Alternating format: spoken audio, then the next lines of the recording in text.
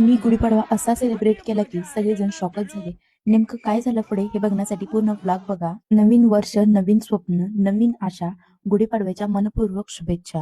नमस्कार, मी गौरी पाटील. स्वागत आहे तुमचं आजच्या या गुढीपाडव्याच्या स्पेशल ब्लॉग मध्ये. बाकी काही नाही, पाऊस पडण्याचा नतीजा आहे. आजचा ब्लॉग जरा हटके होणार आहे, त्यामुळे शेवटपर्यंत बघायला विसरू नका. मम्मीची देवपूजा चालली होती, तोपर्यंत म्हटलं आपण आपली कामे करून घेऊया. मराठी माणसांचं वर्ष 1 जानेवारी पासून नाही तर गुढीपाडव्यापासून सुरू होतं. आज सुट्टी असून सुद्धा आज मी पहिल्यांदा लवकर उठले, कारण आजपासून नवीन वर्ष सुरू होतंय. आणि आज जर उशिरा उठले असते तर पूर्ण वर्षभर उशिराच उठावं लागलं असतं आणि याबद्दल मला घरच्यांचा ओरडा खावा लागला असता.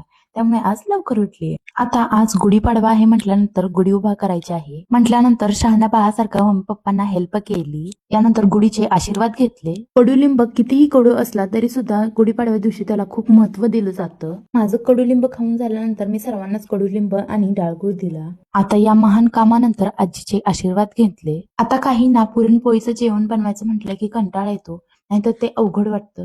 तसं मला वाटत नाही. आता हे मी बोलते याचं रिझन एकच आहे. अधूनमधून मी एखाद्या सणाला पुरणपोळीचं जेवण बनवते. आमच्याकडे आजही चुलीवरचं जेवण बनवलं जातं. तसं तर गावाकडच्या लोकांना चुलीचं महत्व आधीपासूनच माहित आहे, पण शहरातील लोकांना त्याची जाणीव आताच्या चालू काळामध्ये झाली आहे. ना रांगोळी मी काढली. आता याला हसू नका, कारण रांगोळी काढायचं आणि मेहंदी काढायचं ही कला फक्त कामापुरतीच आहे. आणि आज आम्ही ठरवलेलं होतं प्रँक करायचं आणि त्यामध्ये काही जण फसले सुद्धा. प्रँकाच्या वेळेस गुढी काढून ठेवली. आजच्या शुभ मुहूर्तावर ऍक्वा जोडायचं काम चालू आहे. नवीन ऍक्वा तर फिक्स झाला, पण जुना ऍक्वा कोपऱ्यामध्ये जाऊन बसला. टीडीएस मीटरने पाणी चेक केलं आणि घड्याळ लावण्यासाठी पण आजचाच मुहूर्त आम्हाला भेटला.